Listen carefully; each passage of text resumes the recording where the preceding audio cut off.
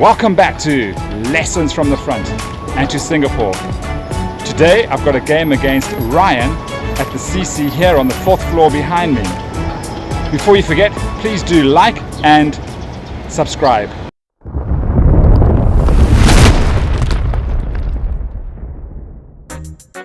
Before diving into this episode's after action report, I'd like to give a big shout out on behalf of Fire Team Elias to the management and staff of Elias CC for the use of our wonderful facilities.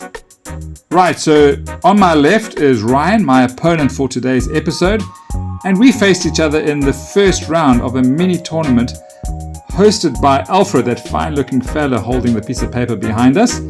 And it was a 750 point game where Ryan's Japanese would be facing off against my Germans.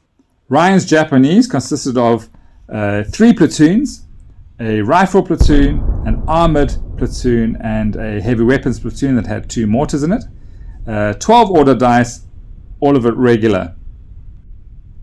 My Germans only had 1 platoon, a rifle platoon, and they had mixed experience. There was a single 6-man inexperienced rifle squad, a regular squad of 8 men armed with 2 Panzerfausts, and then 2 veteran squads of infantry, 6 men each, one entirely armed with SMGs, the other entirely armed with assault rifles.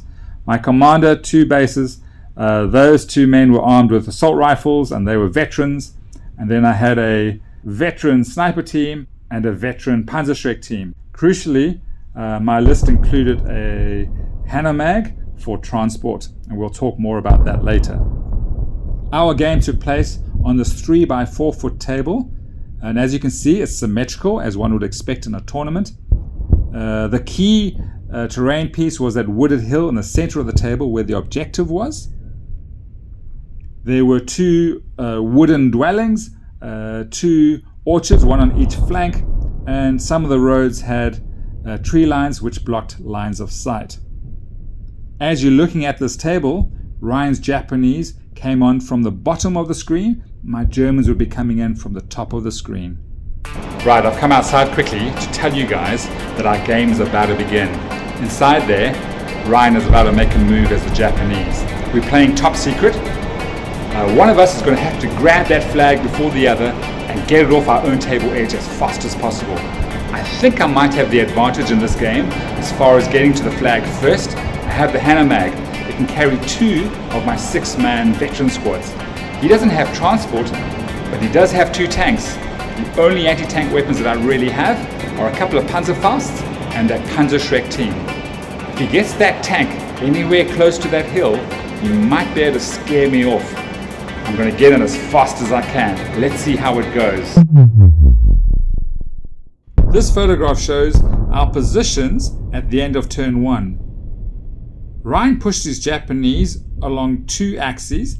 On his right, he supported infantry with the light Hago tank, and down the middle, he was supporting his infantry with the medium tank, the IJA.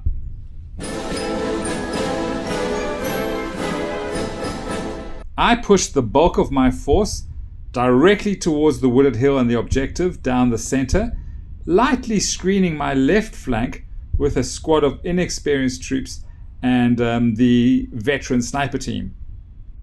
I had advanced my Hanomag directly to the tree line, 9 inches forward onto the table, and then dismounted my 2 veteran squads through the tree line towards that wooded hill.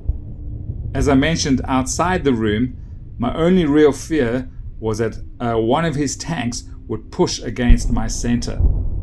I was also concerned that Ryan would advance that IJA, the medium tank, down the road and cut off my line of retreat were I to get the flag first.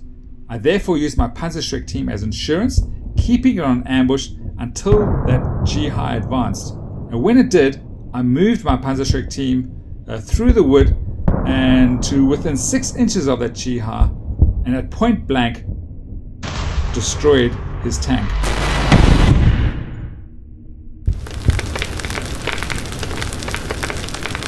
It was only on turn 3 that my first veteran squad reached the center of the hill and grabbed hold of that flag.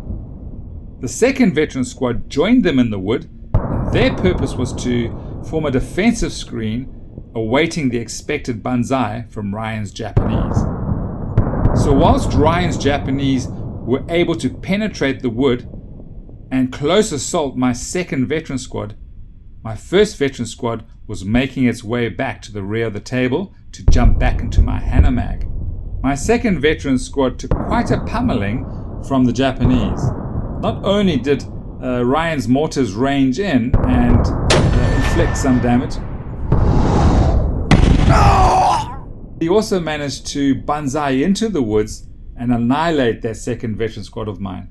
However, they did a great job in stalling the Japanese advance, allowing my first veteran squad to make their way off the wooded hill and back into the Hanamag.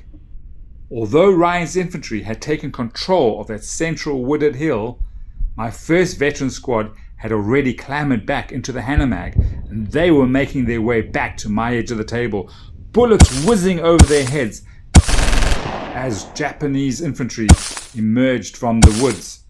With Ryan's medium tank a burning wreck on the road, Ryan's best chance was to advance the Hargo towards my rear to try and cut off the Hanamag.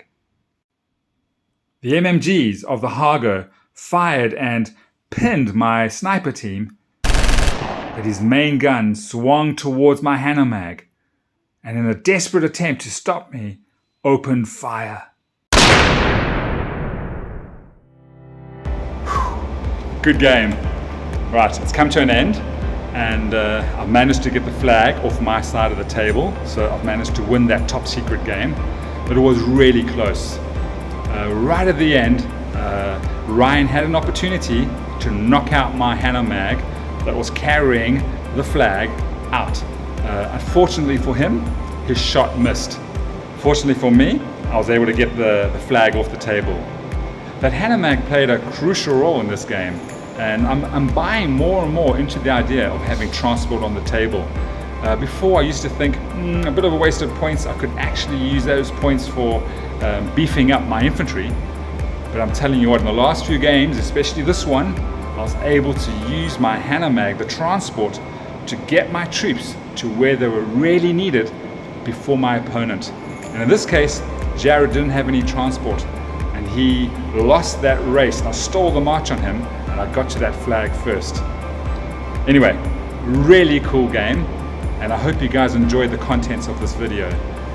If you haven't subscribed yet, please do so. Give me a thumbs up, and I look forward to seeing you in the next episode. Until next time, happy gaming!